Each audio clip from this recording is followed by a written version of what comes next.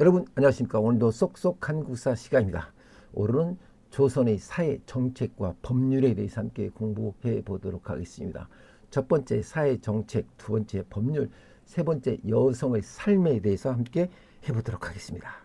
자, 사회 정책은 안정책과 통제책이 있는데, 이 중에 안정책은 백성들을 구휼을 하기 위해서 의창과 상평창 등을 운영했고, 환국은 굶주리는 백성들에게 봄의 곡식을 빌려주고 수확한 후에 갚게 하는 거죠. 그리고 점차적으로 나중에는 빌려주고 비싼 이자를 받아 백성을 수탈하는 수단으로 변질되는 것도 참고로 알아두시면 좋겠습니다. 의료시설은 서민의 질병을 위한 해민국이 있는데, 사실상 요즘 말하면 약국과 같은 역할을 했다고 보시면 되겠습니다.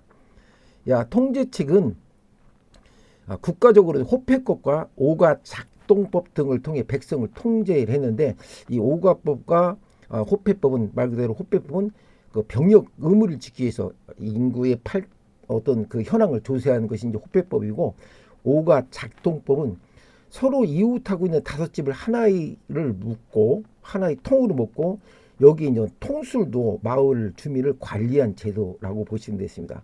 조세를 제대로 내지 못하거나 농지에서 이탈하여 유민, 이민이 생기면 연대 책임을 지도록 하는 제도였는데, 이 오가 작동법은 호패법과 함께 촌락 주민들이 효율적으로 통제하고 농민이 토지에게 이탈하는 것을 방지할 목적으로 실시되었다고 보시면 되겠습니다. 자, 그러면 여기서 말하는 의창은 무엇인지 참고로 말씀드리고, 상평청이 뭔지에 대해서 함께 공부해 보도록 하겠습니다. 의창은 규율제도라고 제가 말씀드렸죠.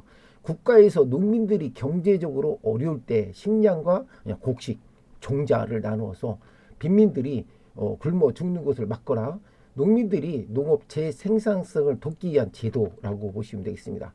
사실상 규율제도는 전 근대적 사회에서 명문적으로 실적으로 매우 중요한 의미를 가지고 있는데, 그 중에서도 의창제도가 가장 기본적인 규율제도라고 보시면 되겠습니다.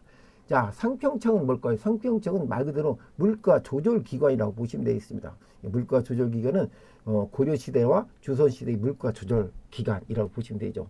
이것은 이제 흉년, 이른바 이제 흉년들면 이 흉년들이면 그 물가를 조절해야 될 거 아니에요. 그래서 백성들에게 손해를 입지 않도록 나온 정책으로, 풍년에 이제 고가가 떨어지면 나라에서 그 시가보다 좀 비싸게 사두었다가 흉년에 고가가 오르면 그걸 또 싸게 방출하면서 고가를 조정해서 생활을 돕고자 했던 것이 바로 상평창이라고 보시면 되겠습니다.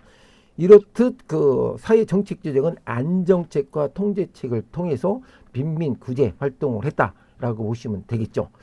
자, 법률을 잠깐 보도록 하겠습니다. 법률은 이렇게 돼 있죠. 법률은 여러분도 아시겠지만 성종 때 경국 대전이 있었고, 영족 때는 속대전, 나중에 정조 때 대전 통평으로 완전히 바뀌게 되죠.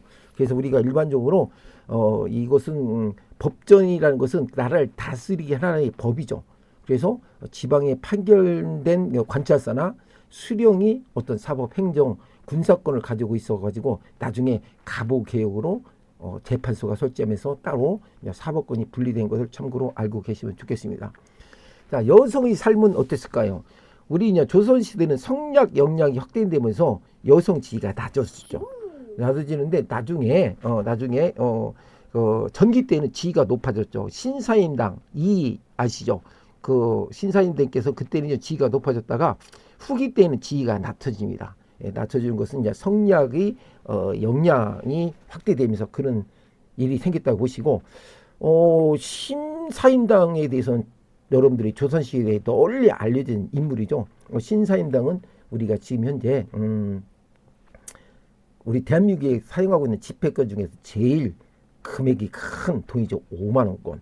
뭐 다시 말하면 제일 싫어하는, 제일 좋아하는, 대한민국 사람이 제일 좋아하는 여성 상이 누구냐라고 하면 그 신사임당 지폐로는 5만 건이 나와서 그렇지 않다는 생각을 개인적으로 해보고, 신사임당은 시와 그림 등 재능이 아주 투철한 분이죠.